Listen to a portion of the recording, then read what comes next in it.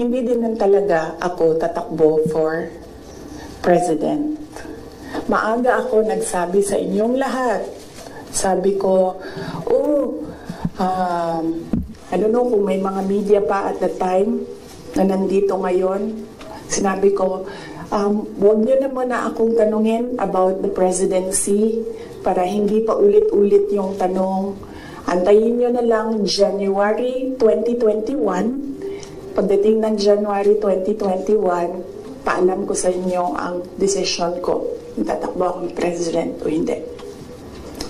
And true enough, January 2021, maaga ako nagsabi sa lahat, sa taong bayan, na hindi ako tatakbong president.